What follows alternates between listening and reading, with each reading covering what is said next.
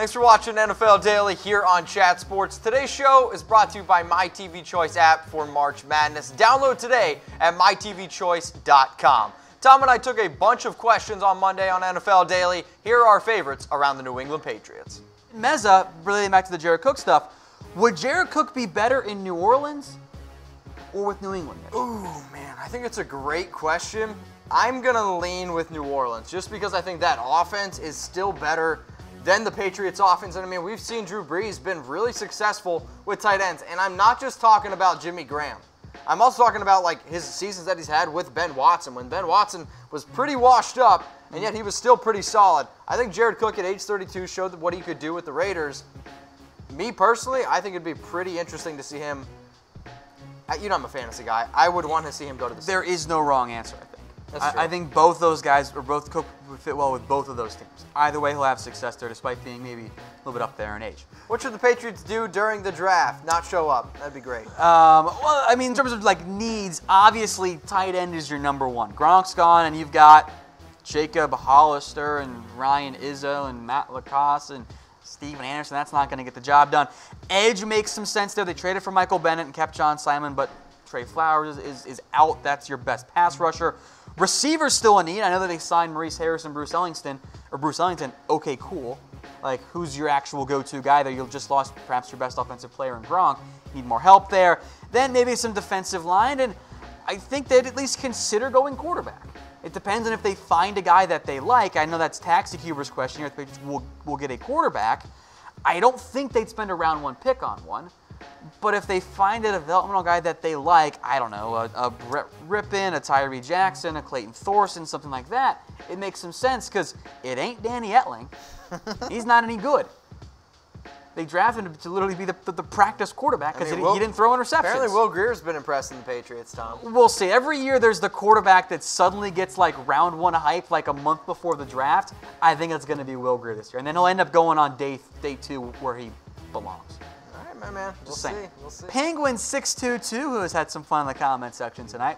How exactly will the Patriots fix their tight end issues? There's no way Hawker Fant lasts until 32. Well, as I'm currently tweeting about on Twitter, you can't actually play the no way game for the NFL draft.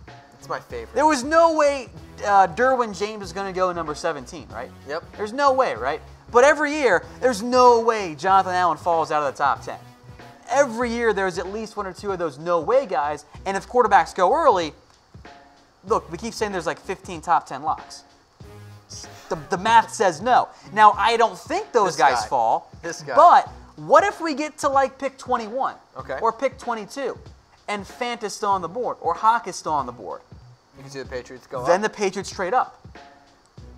I just think the entire NFL is like getting around, and they're like, all right, there's two things we know. One, can't let Kraft go get a massage. And two, we can't let the Patriots get a tight end. We say that, but the Patriots always find ways to get really good players. It helps that they develop them very well. But beyond that, there are other tight ends. Jay Sternberger, Irv Smith, some other lesser-known players I think make some sense there. So, that's just some options there for the Patriots in round one.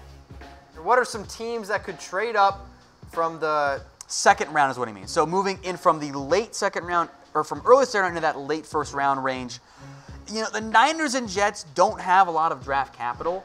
I think a team like maybe the Giants makes some sense. That's a bit of a leapfrog up, but if they don't go quarterback with their first couple picks, maybe they decide, you know what, Jones or Locke or someone's on the board that they like there, 28, 29, they leapfrog up.